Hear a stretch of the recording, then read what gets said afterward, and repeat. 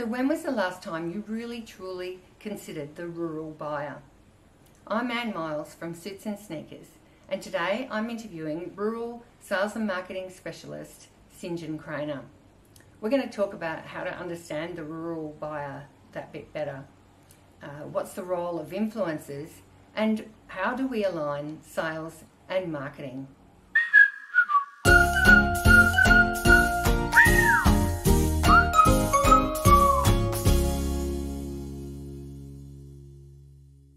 So hi Sinjin, how are you? Hey Anne, nice to be with you as ever. Oh, thanks so much. I think we always have really good discussions to get very deep into things, so thank you. Oh, pleasure, absolute pleasure. Always nice to catch up. So as the guru of the rural community, tell me what's sort of happening out there at the moment in rural land. Well, I suppose rural's always sort of been a poor cousin to FMCG. It's never been a sort of sexy segment for people to chase or capture after. And I suppose, you know, the dreaded COVID's kind of highlighted the fact that rural and regional markets really are sometimes the backbone of economies. And, you know, forgive my bias here in little old New Zealand. But, you know, when COVID struck, you know, everyone talked about food security straight away.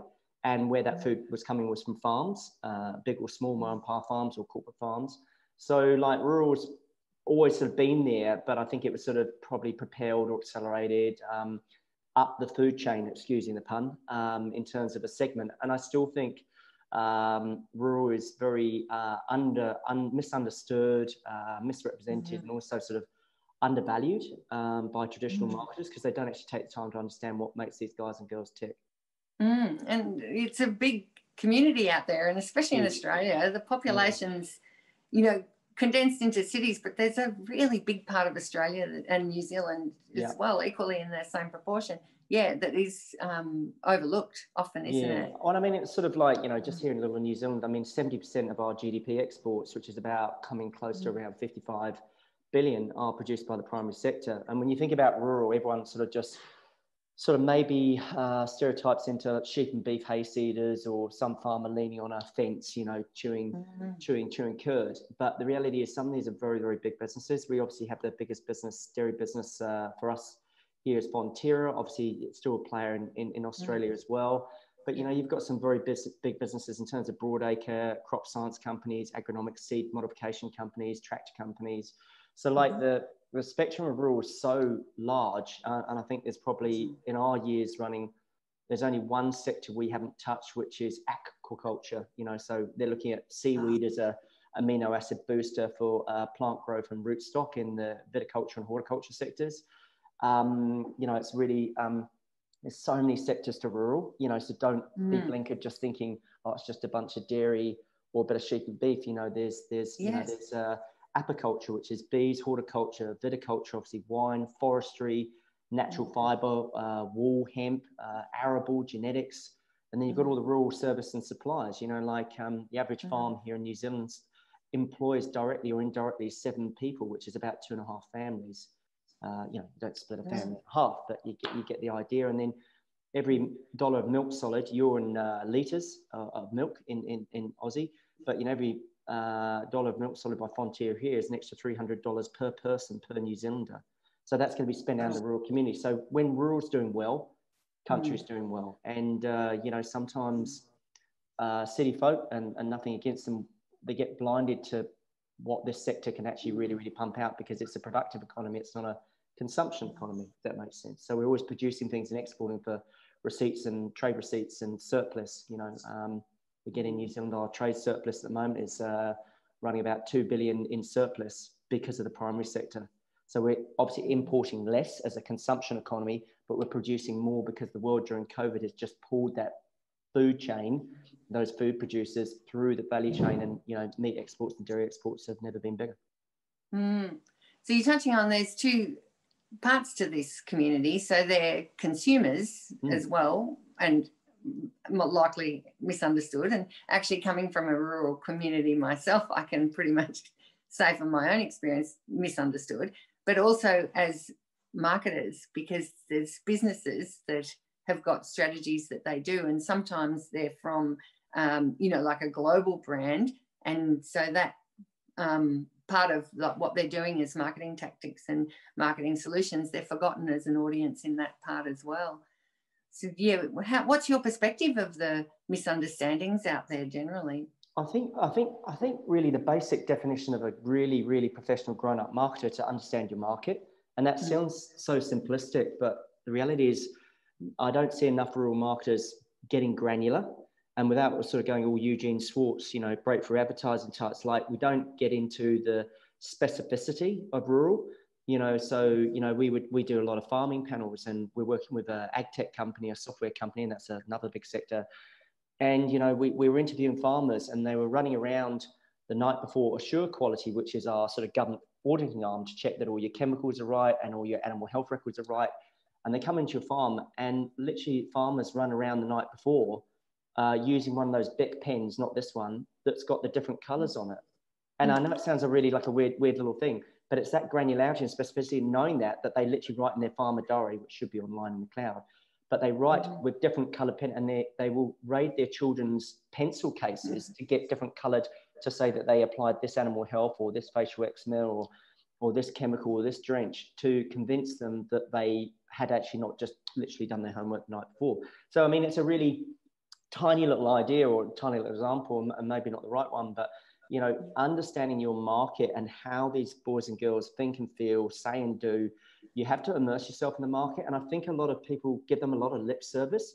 And the other thing is they project, they think they understand. I know you're from a farming background, from a dairy background. I'm from a horticultural background in the UK originally, but I've been here 20 years. My old man used to work at Dalgety. He was a grain, seed and chemical trader. And so we're always surrounded by farming and farming communities. And it's not to say that if you're not from rural, you don't understand the market, but you really need to immerse yourself in the market. And ethnography and observation is really understanding what they're doing, what they're saying, and there's no powerful way than actually being in those communities. It's very, very hard to understand that market for an ivory tower. It definitely is, and it seems to me from the outside that channel consumption is impacted, but even little things like wardrobe choice and things like that.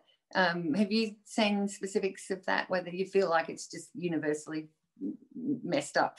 Yeah, well, I mean, I can't probably talk to the wardrobe so much because I'm not more of a broadcast. We do a lot more narrowcast and digital here. And what we do find, though, is a lot of marketers are dismissing and sort of just missing the mark on how much farmers are using digital devices. So, if you're a dairy farmer, you can pop up on Minder or on your Frontier app when the tanker's collected your milk, what the protein fat ratios on that milk was, how you're tracking. They literally, I was only last week around the kitchen table, which is like the boardroom of a farming household. You're sort of privileged. I always say if you're not around the table, you're on the menu.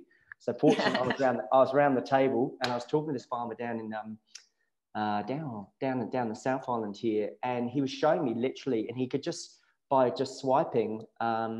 He was just showing me how his dairy production was tracking against last year, and he knew exactly at his fingertips where his profitability, where his productivity was, and it's amazing. It was just as soon as the tanker had left his property, we knew where he was at. So people think, these guys and girls are, a little bit backward because they're a bit slow to talk, but the problem is they can buy you and I 10 times over. Sometimes capital employed of these guys. The average dairy farm here is probably 5 to 7 million of capital under asset, and then a sheep and beef farm, depending on effective hectares, can be similar. But the reality is they've got enormous assets. They might be sort of asset rich, cash poor, depending on how well they run their farms. Yeah, and that's a story for another day, because you see some telltale signs when you shop on farm. What is a capital land price farm and what is a cash flow farm? But they use digital technology far more, and so people underestimate how much they rigorously research using digital. So sorry, probably a long answer to your question, but the biggest one I see is them misunderstanding and misreading how much farmers are using digital technology, and and then not creating content that connects with the conversations those customers are having in their own minds, which is a really important point. The old Robert Collier quote. Yeah. Oh yeah. What is it? His quote was, you must enter the same conversation your customers having with themselves. So he's a classic 19th century advertising copywriter like a Eugene Schwartz, and I know you've got copywriters and psychologists and stuff, but the reality is, you know, the content doesn't connect because those rural marketers haven't taken the time to understand what the conversations those customers are having in their own minds. Yeah, and I also wonder if even in media placement that some of the rural community isn't even on the radar in terms of the content even getting to them. No. It's probably harder to tell what they're missing than what they're getting, and it being missing the mark too. But definitely, I think they're not even on the media plan a lot of times too. Not at all, because again, they're completely underestimated as a sector. You know, they are completely my bread and butter. They put food on my family's table. But the reality is, when you actually start doing your numbers and your research about them in terms of how much they produce in GDP income for an Australian or New Zealand market, it's quite significant. I'd also say, if you know, just shooting the breeze here from my own perspective, and I'd love your thought, is I do feel like it's also gender biased. Like I know from my own family that, you know, it's a partnership, that my father and my mother, we work together, and even the kids too, to be honest. And I felt over the years, I was brought up in a really inclusive family where we all just worked and everyone was treated equally. So for me to come into advertising, it was very gender biased, and all of a sudden I didn't have this voice that I always had as a kid. It was especially highlighted. So I don't know about you, but most businesses in the rural community, you know, do you see them as a partnership? Yeah, I do. I see them as a very tight unit. You know, usually predominantly most of the farms are run as family farms, and even in corporate structure, they're still very much a family feel and very strong on their culture and their values and their support and behaviours. But, you know, the biggest mistake we see is rural companies, although this is starting to disappear now, thank goodness, but, you know, turning up and then expecting the bloke to be the boss. That's not the case at all. So I always call the farmer's wife the CEO of the household. Yeah. Or at least the CFO of the household, because they are a joint equity partner in that business. So their name's on the title of that farm, and they have a say. Even if you aren't seeing them or not interacting on a daily basis, they have a huge influence on those purchases.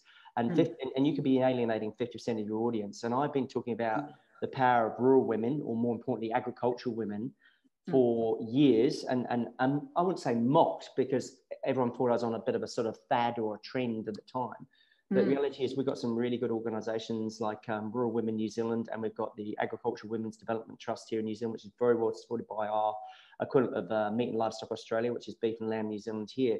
And they're empowering women to really, really play their role on the farm in terms of book, cash flow, financial position, strategic planning, acquisition, M&A, and they're oversubscribed every year, but they're very well supported, and they do great work. And as a result, those farms are better because of it. And we know as well, if we've got that gender balance and diversity in a business, they're going to make better decisions. We know this from science. We know this from research. We know it works.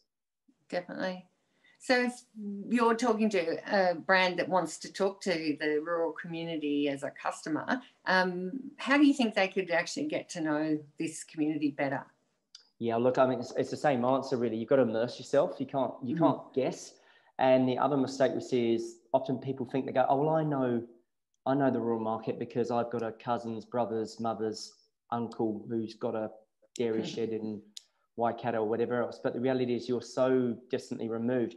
You need to immerse yourself. And I'm sorry to sound like a broken record, but you can't be a one-hit wonder and do a bit of rural and then and out. It's got to be a core, and you've got to commit. And if you don't, then you and your marketing soon gets found out. And so the reality is, I mean, what we do is we run a lot of farming panels. So I facilitate panels with a very large national farm consultancy here.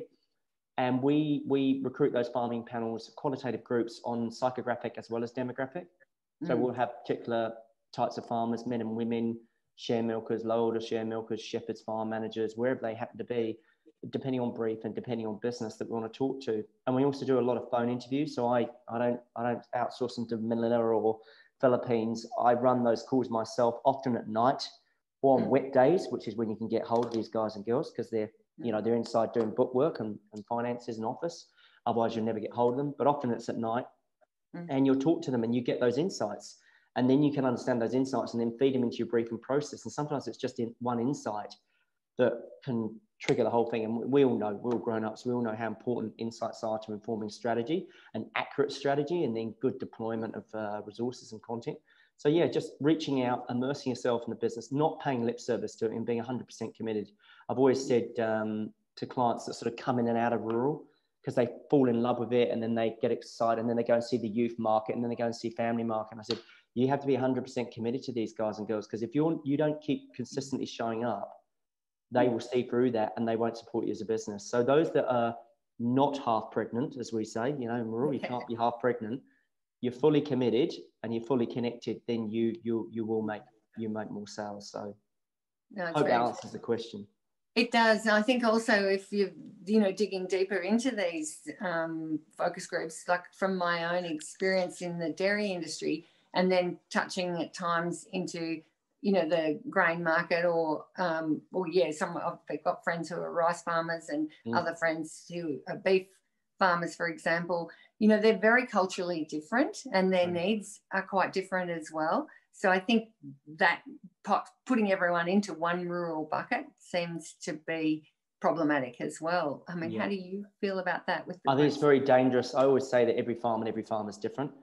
And yes, there are some mass customization or some psychographic pillars or segments that they fall into, but the reality is you need to sort of reach out, understand the language, the terminology, the words that they're using, the community. We often talk about, so I'm giving you all my sort of trade secrets here. We talk about alpha farmers. So we talk about word of witch mouths, not word of mouth, because word of mouth is too simplistic. But what are the farmers and farming couples and businesses and teams and families that other farmers look up to? And then we talk about district driveway strategy, and we say, right, we need to highly cast and target those alpha farmers because it's size of influence, not size of volume or size of market. So their word of mouth carries a much more weight because not every mouth is created equal, if that makes sense. No, that's very true. And there are infrastructures in place for access to some of these networks. Like I know in my own family, they started a community of farmers called the 200 and Over Club, which in years ago, 200 cows was like massive, and now it's probably the smallest ever. And now my brother is in an elite group of, 10 Victorian farmers who are at high volume. They milk between 1,000 and 8,000 cows now. Big herds. Big herds. So that's a special kind of elite group, and they're very, very different with different needs than smaller family-sized businesses that are really just supporting themselves. And then, again, swapping to, beef community, there's hierarchies and kind of structures in that as well. And I think one of the lessons we learned is often, farm with clients that we're working for that want to understand that market better, we often would try and get bang for buck by getting very large corporate farmers in the room with smaller ma and pa farms, and it didn't work. Because I can tell you, because the ma and pa farmers were quite overwhelmed and intimidated by the corporate farms. So they might have been milking, and we're talking dairy here, which is often sometimes a default, but they might have been milking anything from sort of 1,500 to 1,800 cows. And then you've got a 330 herd with mum and dad. And the conversation needs to be totally different. So probably whilst the intent was there to offer value for the client, we should have actually tackled it in two tranches with a smaller farm and then the bigger farms, rather than having them both in the room, because it kind of it impinged on the insight flow. So, they weren't as forthcoming because the corporate guy could really talk and really dominate the group, whereas the ma and pa wanted more of a one-on-one situation. So we kind of mix it up, right? Sometimes it's group settings, sometimes it's one-on-one. Yeah, no, that's very insightful. Thank you. And so I know you deal a lot with the sales process as well as marketing, which I love. And I think that brings a closer synergy between the two disciplines, which I'm always on about. So how can brands speed up the sales process for the rural buyer? Well, first thing they have to do is define it. All right. So I always say the process protects. So it's really funny. We're in a very privileged position where we're doing lots more sort of sales work or sales psychology, or what I call posh term sales optimization. And in the last couple of weeks, I've been traveling the country, and I've had about 3 truck time days with some of my reps. But, the reality is the first thing you need to do if you really want to make more sales is you need to commit to the discipline of defining and documenting a process, because the process will protect you. We have pilots and surgeons and doctors who use the process to get a predictable outcome. Now, we're not saving lives, but our livelihoods are dependent on that, ours or our clients. So you have to have a documented sales process, and then you need to understand who your ideal client is. And we've talked a little about the segmentation and psychographics there. But ultimately, unfortunately, well, fortunately for us, we see that most rural sales, and this is probably an exaggeration or generalization, but we're seeing a lot of rural businesses incredibly unsophisticated in their sales process, but yet rural farmers and families and corporates are getting increasingly sophisticated as buyers. You know, they have professional buying groups now that put huge pressure on leverage of price pressure and margin management. And so we have to become much more strategic, much more sophisticated about how we sell to farmers and understand what triggers and motivates and activates and arouses them. So you've got to do your homework. So again, it's like understanding that market, what they are thinking and feeling, what they're saying and doing, and applying that. And then, Troy, because this is one that I get really excited about, because I've come from like a marketing background, and then I've been a strat guy and a business development guy, and now I'm just a sort of sales guy in rural. But I've tried to put some rare and valuable skills together in what we do with rural sales and psychology, and marketing is an input to that. And then the outcome is obviously a sale. And I think probably a story for another day, Anne, but you know, the connection between marketing and sales, I see marketing as and it's going to sound very subservient here, marketing is a servant of sales. So marketing is a function of sales that then delivers an outcome, which is obviously a deal or a sale close. And so I think marketers need to really understand that they are in the service of sales. And ultimately, I see a lot of marketers getting outputs mistaken for outcomes. So, you know, a marketing plan doesn't execute itself. And if it doesn't turn up in a sale, then it's pointless. So yeah, the sales game, define your process and train your teams. It's my second point, train your teams like your livelihood depends on it. You know, we're seeing so many sales teams are undertrained, asking really silly questions, not having a process, not able to uncover buyer motives, reduce risk, know where the prospects in the sales process. So I always say the most trusted train. And so you need to continually train. None of this one-hit wonder, McDonald's drive-through training that we see, you know, oh, I've done a sales course today, so I'm going to be all right now. It's like going to the gym expecting you're going to be fit if you just work out for a day. You know, it's the whole consistency versus intensity. So again, sorry, long answer, but, you know, sales is a process. It is definitely, and I love the long answer, so feel free. I think that's giving us a much deeper insight into, you know, how this community works, so don't worry about that. Sure. I think what you're talking about is very much an account-based marketing strategy, which is very aligned between the two departments. And yeah, marketing content is a big part of delivering the sales process. It's lead generation at the front end, and it's the assets to sort of help them convert along the way as well. So yes, super important. And you did touch on sales reps here. And I know, you know, even from my own background, like that, having someone who rocks up to the shed, you know, with a product demonstration or, you know, some kind of sales experience, is that still a big part of the way that sales There's a little bit of that, you know, there's still some cold calling on. I kind of try to banish that word. I talk about warm calls, not cold calls. So ultimately what we do, and again, sort of another sort of trade secret sort of eked out, is we focus on an anchor client in one road or one region, and then we leverage the anchor client to then get reduced risk for other farms. So we see reps tearing around their territory. You know, if we had a Google map on them, they'd be all zigzagging all over the place. I look for really tight circles, and we talk about punching the pockets. So what we do is, you know, basically lots of reps are spending major time on minor stuff, which is traveling to prospects instead of talking to prospects. So what we're trying to do is reduce the travel time and get them to be more effective and more efficient. So we want to see really tight circles. So they literally basically drive into districts within a region. So, you know, maybe Shepparton, north of you, go into Shep, then look around all the different regions, and they literally are just dominating each of those districts, and then they can dominate the road in the region. So kind of like there's a little bit more to it than that, but having a plan, having a structure, call cycles, territory management plans, district driveway strategies, these things are all really, really important ingredients. But yeah, you still get reps rocking up, which can be irritating and annoying for the farmer because they're really busy. It's not like they're just waiting for you to turn up. You've got to have an appointment, be a professional, be the rural sales professional that you are, and have an appointment or get a lead or get a referral. And we've got lots of strategies and systems that help companies do that. And so how do you think that's impacted over the COVID time? Like, you know, without I mean, social distancing is not such a worry, but how did it actually figure out? Farmers are social distancing experts at the best of times. Yeah. If you go, my old man, he won't see someone for 2 weeks. But no, I mean, the thing with COVID, the thing I was trying to really drum into my clients' minds, because we were still doing a lot of email marketing, is you've got to constantly connect. And again, they don't think they're on their devices. Well, they are, because they were all in lockdown as well, right? Even just because they're regional rural, they were locked down and they were hungry for information. So long as the information was not self-serving, and I've always said, you serve to sell, and it's a real sort of Sinjinism. I have plenty of them, and some good, some bad. But, if you're constantly connecting to your customer with useful, valuable, rare content, they're going to love you for that, and they're going to reciprocate. So a lot of rural businesses chronically under-communicated with their rural plant base during COVID. And as a result, those that did got the jump. And those that didn't, and they fell behind. So we've seen a lot of, our digital teams are getting really hammered because a lot of rural companies are trying to play catch up really quick on digital strategy. It's the old joke, which created digital transformation in your business, CEO, CFO, or COVID. It was COVID. But for rural, you don't need to be distant or remote with them, as long as you're communicating with them.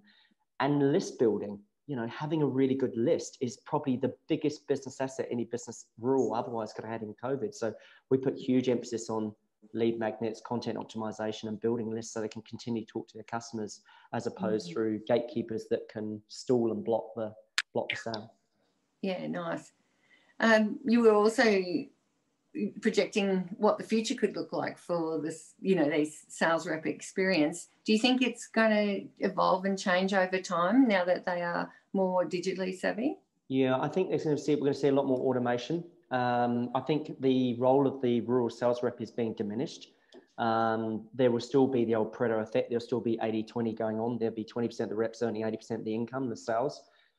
But I think what's going to happen is increasingly farmers will get very sophisticated in the way that they procure their products, and they will continually commoditize, milk powder, animal health products, crop science, chemical, a lot of chemicals are coming off proprietary and are going into generic. And that's not to say we can talk about the environmental stuff, and that's a very, very key thing in terms of social license to operate. But the way I see that, the way that farmers are going to be buying and procuring their products, they will probably join a buying club, a buyers group. So we have the equivalent of Price Me or Price Buy. I'm sure you have the same over in Oz, across the ditch. And so farmers are just going to be looking up and going, right, how much is a 10-litre can of drench, or how much of the glyphosate, or whatever it happens to be that they're looking at, and so increasingly the rural rep is going to have to add value. And I know it's such a cliche, but they're going to have to become a trusted advisor.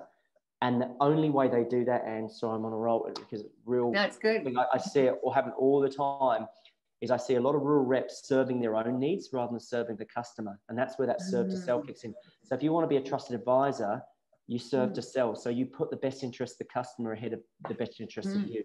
And I'll probably repeat it. You serve to sell. And that's how you become a trusted advisor, because that rep doesn't want to be a rep, because reps are just homogenous. It's, just a generic theme. You need to be a trusted advisor where I'm going to phone you up and talk to me about my agronomy or my broadacre or my fodder beet or whatever it is, and I want you to be top of mind. Or if I'm looking at my genetics or my ram breed or my hoggets or my Angus stud or my Hereford or my Pole Dorset, whatever it happens to be, that rep is my trusted advisor, the person that I call.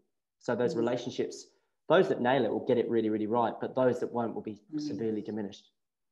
I mean, it's true what you're saying, and even what I've seen is that some reps will even stay in your house and have dinner with you. Like they become really immersed. They literally actually become part of the family. And sorry to jump in, but like I know some stock agents here, they're godparents to those farmers' sons or daughters, and go to college or go to the rowing regatta.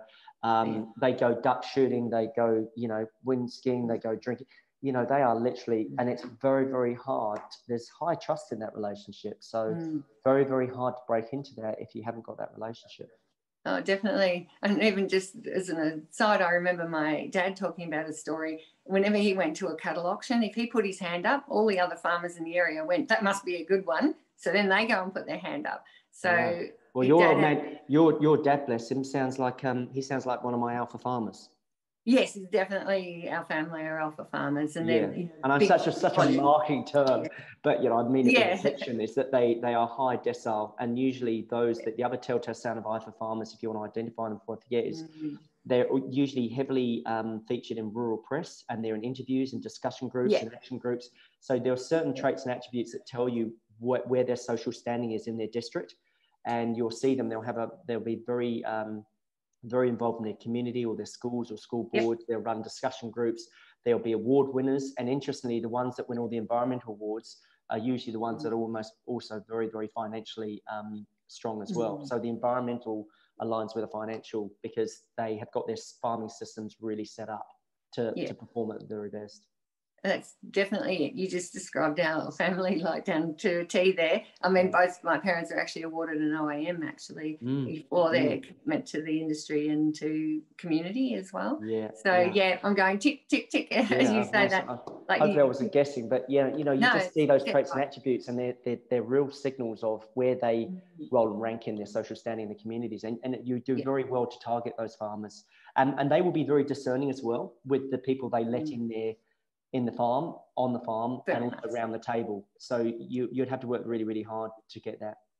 Yeah, to get that trusted advisor thing. Yeah, and that was my point about the cattle auction, is they had such a relationship with the auctioneer or that company. I think it was Elders or something like that. But they let Dad sit quite close to him so that he could actually kick his foot as a bid instead of putting his hand up, so that he was protected from everyone else sort of copying. So you don't get that from every kind of relationship. Like you said, it's a very tight relationship. Very tight. So you earn that right? You can't just walk into a rural community and think you're just going to swan into town and buy up all the community and buy them out, because they see you coming from a mile off. You have to earn that right. And sometimes, we work with some big telcos. It takes them 5 years of turning up to local field days events for them to be taken seriously. It could take 5 years. The sales cycles can be really long. But once you've got them, man, you've got them for life. You've got to do something pretty bad to piss off a farmer, basically. But if you do, expect to be kicked out for generations, not just years, but like decades. And then the whole community will drop you too. Big time. Seen it happen lots of times.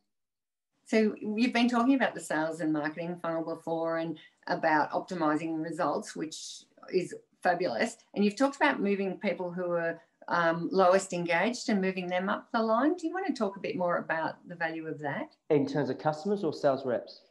Yeah, I think it's sort of talking about the customer probably more so here. Yeah. So I think usually if you're experiencing, I might not be answering, I think if you've got low engagements because you're not relating to them, you're not understanding what their world is about. So it might be that you're taking a very corporate approach to a ma and pa smaller holding or smaller operation. So you have to be, very specific. Back to my sort of favorite word, which I've only learned to pronounce in the last few months. I'm a slow learner, but specificity of why are they, I'm always curious rather than critical. Like why have you got low engagement with that particular farming business? Is it because you're not trusted? So what you want to do is you want to work out the reasons why. What's the drivers of that lack of engagement? Or is it the fact that you could be disengaging them, and you've got to remove those drivers of disengagement because you're seen as a corporate or a big boy that's buying up town, or you're just actually not seen as one of us. So you've got to kind of work out what those multitude of factors are, because it's always going to be lots of things. It's never going to be one thing if you're not engaging with that customer. But, we work out and devise with clients like value equations. So we talk about value add. We don't think it's about value add, which sort of denotes singularity. It's actually a multiple or multiplicity of factors that determine the value for that particular farming household or operation. So low engagement, get curious about it rather than critical, and get underneath and just say, why are they behaving the way they're, what's driving those behaviors of disengagement? And that to me sounds like all the more of a moment where the sales rep, their input and sales department, whether they're on the road or in the office, that is going to be crucial, at making sure that segmentation is done properly and understanding each of the people. Yeah, and that's a really good point you raised there around that sort of frontline intel. And we call it like a line of sight. So what happens is, the reps are getting all these, and when I say reps, it does them a huge disservice because they really are rural sales professionals. And I think my kind of role is I want the rural sales profession to be respected again. They used to be. and then they got all corporate and they got self-serving, they haven't. And there's some, again, that do it really well, but majority don't. But, you know, the reality is you've got to sort of understand what those drivers of disengagement to get up the engagement scale. And the way to do that, as you say, is getting the frontline intel fed through to the marketing team and make sure that that marketing and sales team are seamless. I mean, I'm a big fan of a centralized model of sales and marketing, not a decentralized model, because I see too much intel and insight fall between the stools. So usually, you know, you have a separate marketing manager who's got a bit of fiefdom and a bit of patch protection. So I can get all provocative here, but, you know, and contrarian, but, you know, not deliberately, but I see, you know, marketing manager going, that's my pot and that's my budget. And I don't need to be told what to do because I'm a marketing manager. And then you've got the sales manager screaming like, marketing's crap, not delivering me the leads I want. They're a cost center. We're a profit center. Why don't we just slash their budget and their team and have more money so we can go and do what we need to do in the communities to get the sales that we need? So you're saying, you're probably rightly around making sure that they get that information, that insight, and it's fed into that marketing machine and it's delivered into the right specific content. Yeah, it is frustrating, I think, when they work in silos. And I found some data the other day that said something, and I'm not exact here, but I'm kind of recalling it was like 90% of people surveyed in this particular survey, it was like 90% said that sales and marketing are working in isolation and they're not like communicating. And I'm like, what a lost opportunity. Oh, the opportunity cost would run into the millions at least. Yeah. You know, just disconnect between the two. And sometimes it's ego driven. You know, I'm probably not taking sides. I'll be Kofi Annan right on the fence post, which sort of splinters up my bum. But the reality is, you know, the marketing team need to take account for delivering qualified leads, and the sales team need to account for closing those qualified leads. And simply, that's how I define sales and marketing. But they have to be working together. And that's why I think you've got to have a sales and marketing manager, not a sales manager and not a marketing manager, but a sales and marketing manager and a centralized function, not a decentralized function. I see it. You must see that pattern happen all the time. I do, and especially, you know, there's this big trend on what account-based marketing is, and in some ways it's a bit of a sell by technology companies, but pretty much it's also in that middle bit, like you talked about marketing doing the leads at the front and sales converting at the end. There's also a dance between the two in the middle about what's the content strategy and what assets can be made by marketing to help sales with the conversion process so much better as well. And, you know, what does the automation part look like and what's the personal one-to-one, you know, really digging into that middle part. I feel like that's a massive opportunity really in the whole thing. 100%. Like you say, there's this sort of Venn diagram, right? You know, the overlap between the two where the magic happens. So the magic's in the middle, right?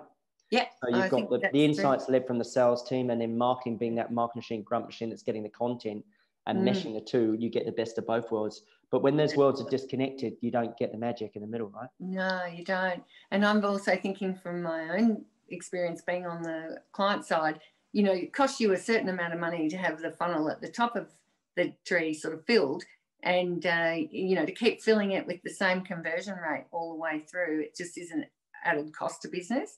But if you can start to dig into the operational aspects of the sales and marketing process, and, you know, what's outbound, what's a text message, what's an email, what's a phone call, what's a personal visit. If you can optimize that all the way through the funnel, then your actual ROI goes up, and it costs you way less to get a new customer. And the overall cost is, when you do the percentages, you know, one more conversion at the bottom is like the same as, you know, 3,000 new leads at the top, for example. Yeah. So it becomes much more cost efficient as well. And that other thing, and you pointed me, it's around sort of communication preferences. So again, different farmers and different rural customers, you have some want to visit and they're real people, kinesthetic people, and then some people are really just send me an email, mate, or don't leave a voicemail, send me a text. Yeah, and that's how you deal with them. No, that's really is good, and we've got the technology now to manage these sorts of personalizations and dynamic content. There's no reason why we can't be that personal. Yeah, definitely. So I guess we've sort of talked about lots of really good tips there. Is there anything else during COVID right now that would be useful to this community for a brand to think about? I think the biggest thing anyone can do to a rural regional community is understand them and understand their worth and their value. Because I always think and again, I'm incredibly biased because I come from that background, but You know, if we didn't have farmers, we wouldn't have food. And like, you know, it's Maslow's hierarchy of need, right? We need shelter and safety and food as some of our most primary motivations and needs. Yeah. And I think, you know, rural has been sort of painted into a bit of a corner as sort of, you know, glyphosate, chemical, sort of types, or, you know, I'm being provocative there, but, you know, not environmental stewards of the land, when the reality is almost the majority of farmers, 95, 98% of them are trying to leave that land in a better place, and they are stewards of that land because they're passing it through to the next generation. So I think my biggest advice would be understand them, take the time well spent understanding what they're about, and immerse yourself. Same thing, understand what they are and the value that they deliver, and respect them for the role that they play, because particularly in a COVID climate, rural will be playing a big role in that recovery. You know, obviously, you know, Australia's having some sort of a little bit of a dance with China at the moment, and you can see how much that is hurting you guys, you know, and I think New Zealand can learn from a lot. And I'm not qualified as a geopolitical commentator, but the reality is, you know, food can be a really big business, and COVID's only just put more of a spotlight on that. So we're very lucky to have these food and fibre producers, and we probably need to give them the respect they deserve. It's a nice point. I think, if that was one motivation for me out of doing this and having people understand much more deeply into this community, I feel like, you know, that's exactly my point. I feel they're really misunderstood. And so I really, really appreciate you giving us, you know, this really generous amount of time and insights into what this market's really about. So thanks for that. If there's, you know, a place where people could go to find more information about the rural community, is there somewhere you could recommend? Sure. I mean, there are lots of different places. I mean, you know, specifically in sort of locally here, you know, we have Beef and Lamb, we have Dairy NZ, and all those industry type sites. More selfishly for me, I'm always on LinkedIn. I post regularly. I have a website, so if people are interested in, you know, how to connect with the rural community better, then they can go to my website, which is www.agrarian.co.nz. I'll have to spell it because my wife thinks it's aquarium, which is, an agrarian is the advancement of agriculture. That's the reason. So it's AGRARIAN. So it's agrarian.co.nz. I'm sure you'll put it in the show notes and stuff like that. But I've always got stuff, and, you know, some really good stuff coming out of KPMG and NZX, and, you know, Meat and Livestock, Dairy Australia. You know, they've got some really good stats and facts. In fact, you know, there's a really good bunch of research out there that's done for those levy paying members, and you can tap into that freely, and it's widely available. So yeah, you know, if you want specifics on rural sales and marketing, come to my site, check me out on LinkedIn.